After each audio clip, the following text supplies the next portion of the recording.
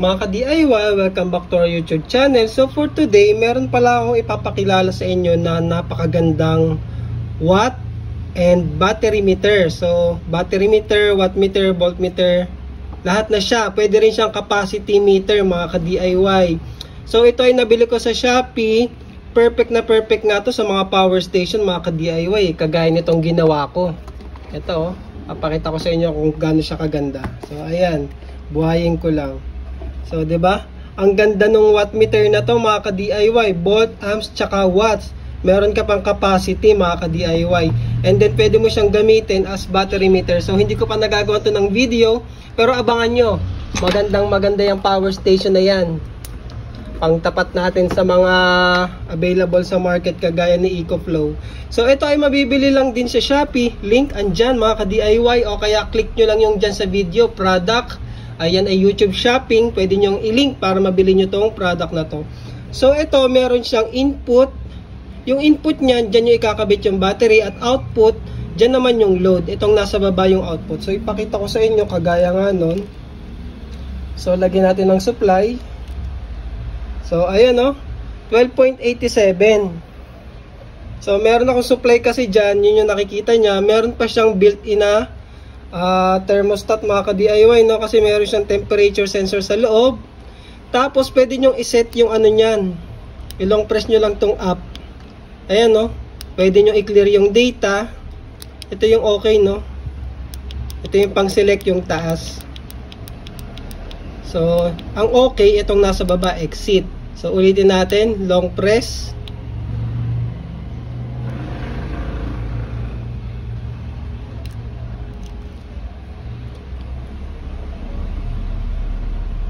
Naku, na-force to zero ko. I-ano natin, factory reset natin. Ito yung reset. Mali ako na napindot, mga ka-DIY eh. So exit. So ayan, yan, bumalik na siya sa kanina, yung default. Ngayon, pwede nyo siyang gamitin. Ilong press ulit natin. Pwede nyo siyang gamitin capacity tester, mga ka-DIY. Kasi bakit? Ito, kung hindi tama yung voltage, pwede nyo i-adjust pati yung current, mga ka-DIY. Ito naman, pwede nyo ilagay yung V-low or voltage low tsaka voltage full. So dyan, pwede nating iset yan para gamitin siyang capacity tester. Kagaya nga nito, kung halimbawang lithium iron phosphate na 4S yung gagamitin nyo, pwede nyo iset yung V-full ng 14.6. Ilong press nyo lang yan. Tapos short press naman para dito sa decimals niya. So 14.6. Pag dito naman sa taas, long press para yung big numbers naman. Ayan, ulitin natin ha. Dapat pala long press, hindi single press. So isi-set natin to ng 14.6. Ay.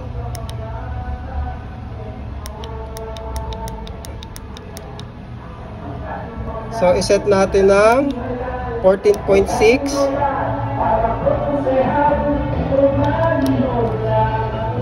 Long press para dito. Tapos short press naman para dun sa decimal. Kaso na mali na naman tayo.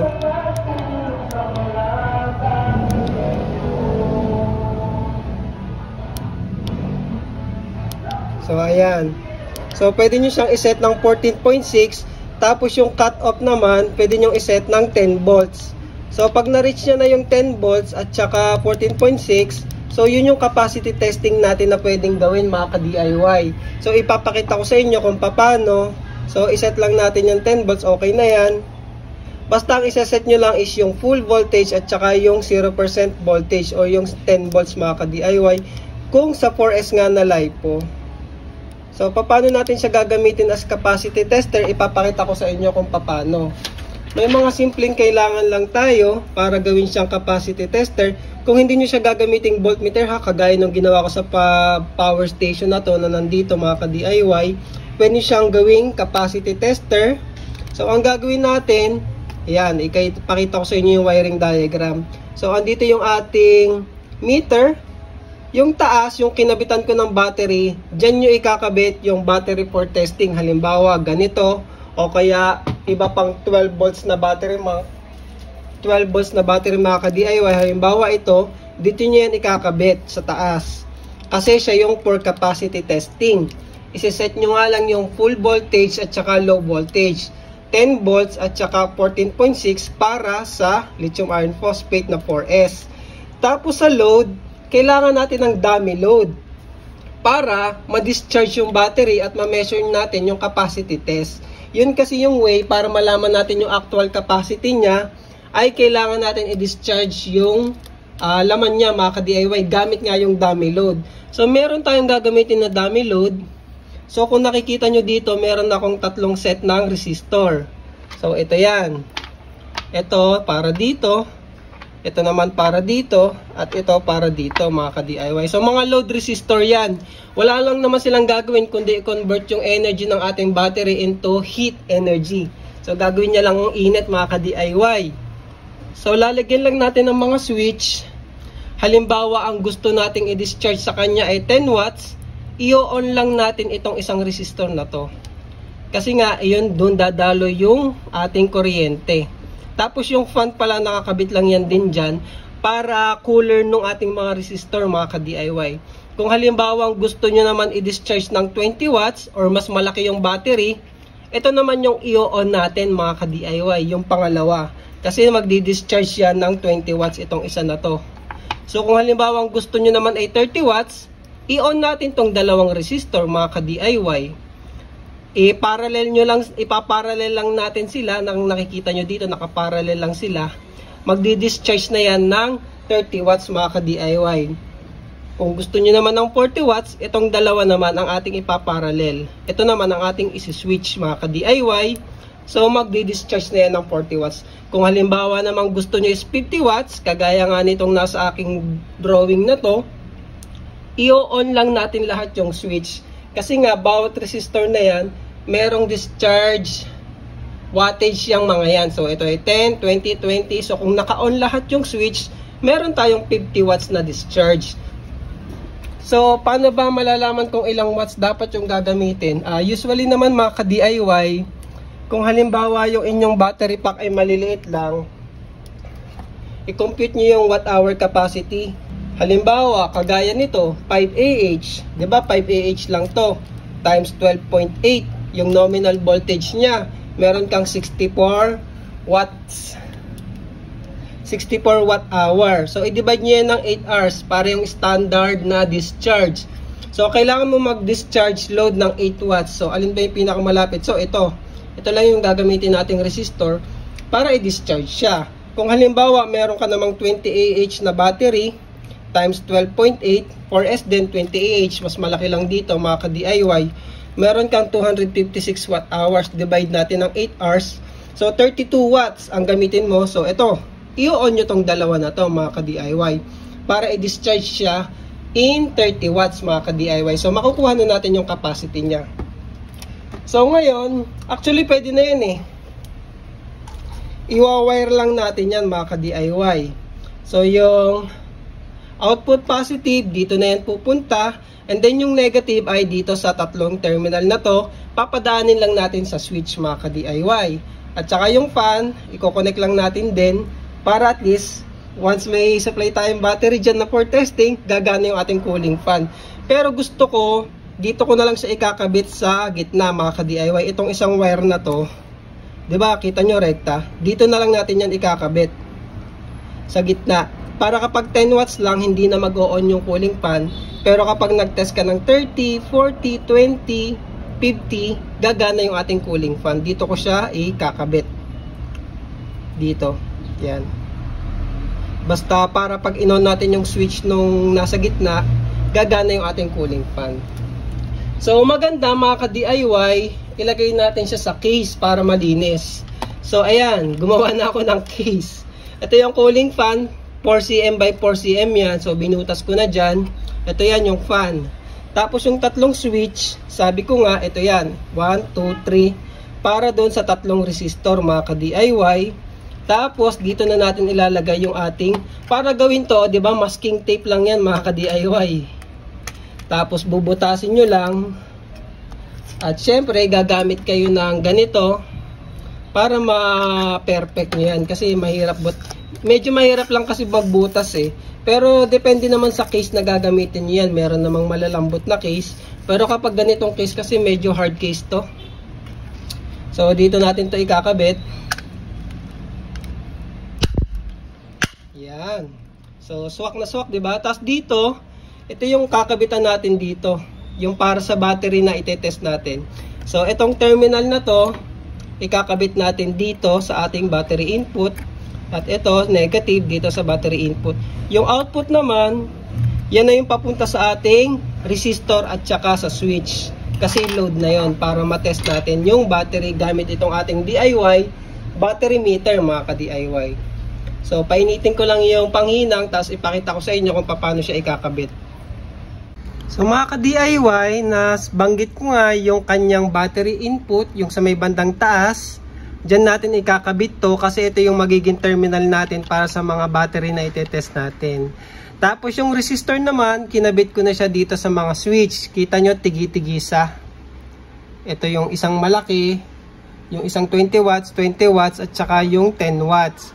Tapos yung kabilang side nila, ito, lahat yan i-connect lang natin dito sa positive mga ka-DIY. Lahat yung kabilang side dito sa positive at yung negative naman, yun yung papunta sa switch mga ka-DIY. So, ihinang natin yung switch ganyan para i-connect natin dito.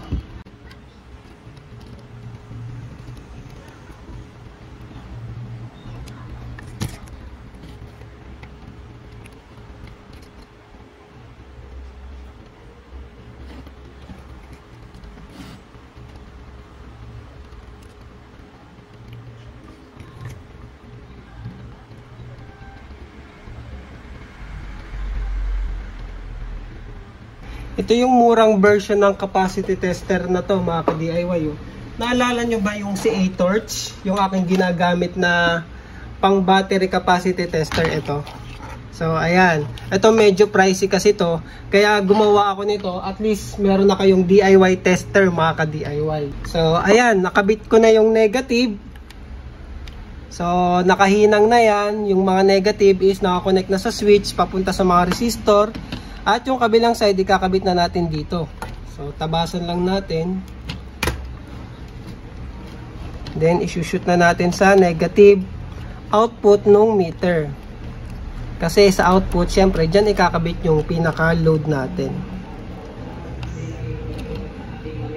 Yan.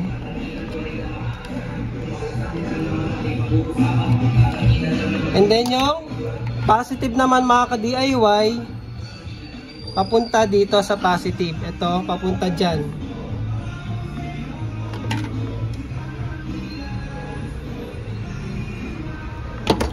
So, hindi ko sure kung aabot, no? Yung pinutol kong wire, tingnan natin.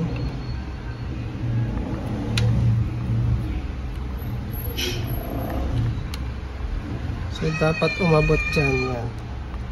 So, parang yung sa negative, pag-connectahin lang din natin yung tatlo. Pero hindi na dadaan sa switch. Isa lang naman yung kailangan dumaan sa switch eh. Ayan.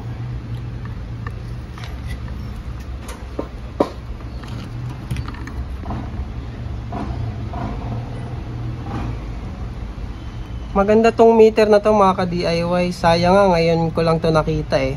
Sana dati ko pa to ginagamit. Pero okay lang. Siguro dati wala pa siya.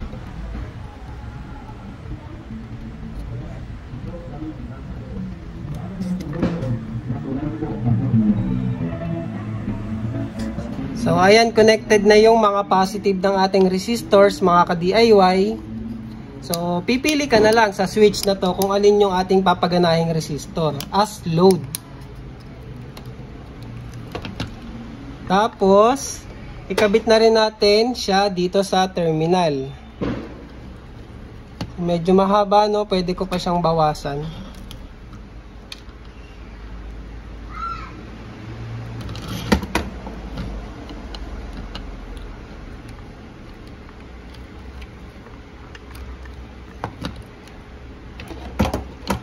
Yan, i-shoot lang din natin at higpitan sa ating load terminal. So, itong ginagawa natin, nilalagyan lang natin siya ng dummy load. Tapos yung ating fan, ikabit na rin natin mga ka-DIY.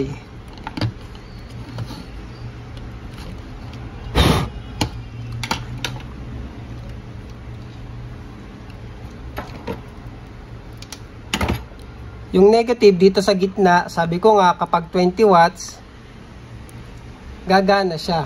Kumbaga sa 10 watts lang siya, hindi mag-on mga ka-DIY. Connect natin dyan, tapos yung positive ay dito. So, kabit natin sa gitna.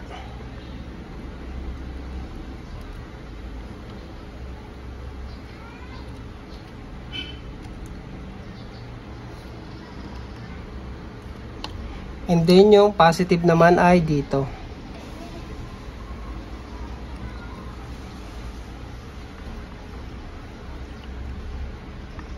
Wag lang natin siya idikit sa ano kasi iinit yung mga resistor na yan mga ka-DIY. Baka maluto yung wire at magka-problema tayo. So ayan. Ngayon pwede na natin tong testingin. So, binutasan ko lang din dito sa gilid, tsaka dito sa ilalim para merong papasukan yung ating hangin. Kasi dito yung palabas, dito yan papasok sa gilid at sa ilalim. Ngayon, try natin saksakan ng load. Ikabit natin yung battery kanina. So, for example, meron tayong lithium iron phosphate na battery na itetest. So, ikabit lang natin yung negative at saka yung positive niya sa ating tester, mga ka-DIY. So, ay, di pa pala ito nakatornilyo. Sample lang yan. So, ikakabit natin yung positive tsaka negative. So, ayan, nakita na ng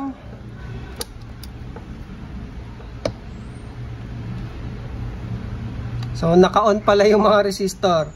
So, sa ngayon, dapat fully charged yan. Hindi kasi fully charged eh. Hindi ko na-charge mga ka-DIY. Pero kung sinet natin yan ng halimbawa 13.4, kasi usually yun naman yung resting voltage ng mga lithium iron phosphate eh. So iset natin siya sa 13.4 mga ka-DIY. Kasi sinet natin ng 14.6. Gawin nating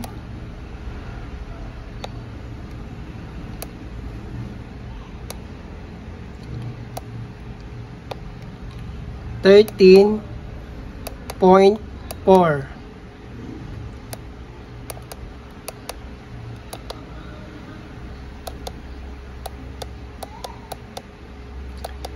Kailangan lang mapamilyarize kayo din sa pagbabago ng setting, no?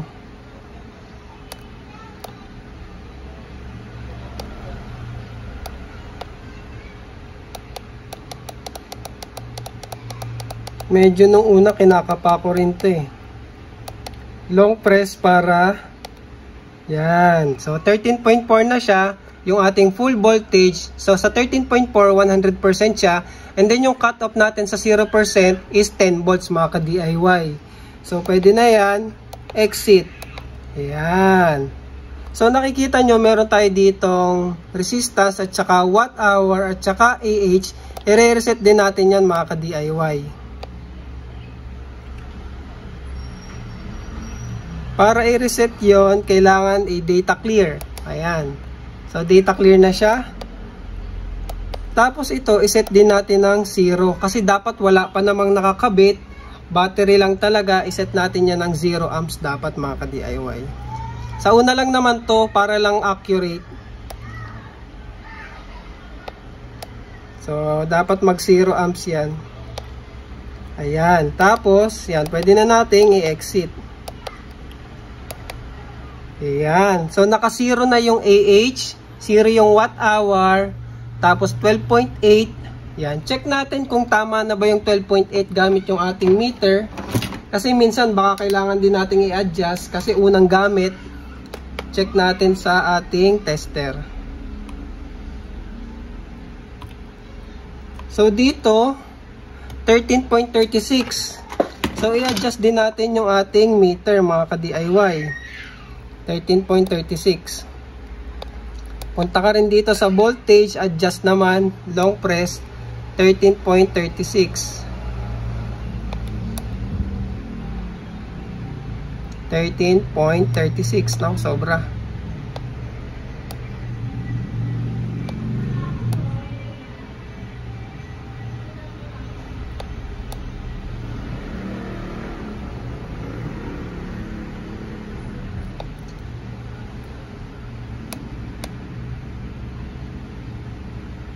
Ayan, pwede na yan mga ka-DIY, 13.35.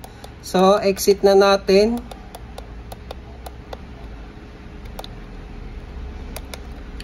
So, 13.35. Sa ating tester ay 13.36. So, pwede na yung 0.1. So, ganyan, pwede na nating iset. Ngayon, di ba, 13.4, 100%. At 10 volts, yun na yung 0%. Yun na yung end ng ating capacity tester. So, try muna natin ng 10 watts. So, ayan, no? Diba, naka 10 watts na. Nag-i-start na tayo ng testing natin, mga ka-DIY. So, aangat yung ating watt hour dyan hanggang makuha natin yung actual capacity at pati tong AH. So, ang target natin dyan ay 5 AH kasi 5 AH tong battery. So, ngayon, unti-unti yung tataas. Ang sabi ko nga sa 5AH, ang recommended ay 10 watts lang. Pero testingin natin dagdagan pa yung ating load resistor. O, ayan o. Nag-on na yung cooling fan. At nagdi-discharge na tayo ngayon ng 30 watts. Kasi 10 plus 20, 30 watts.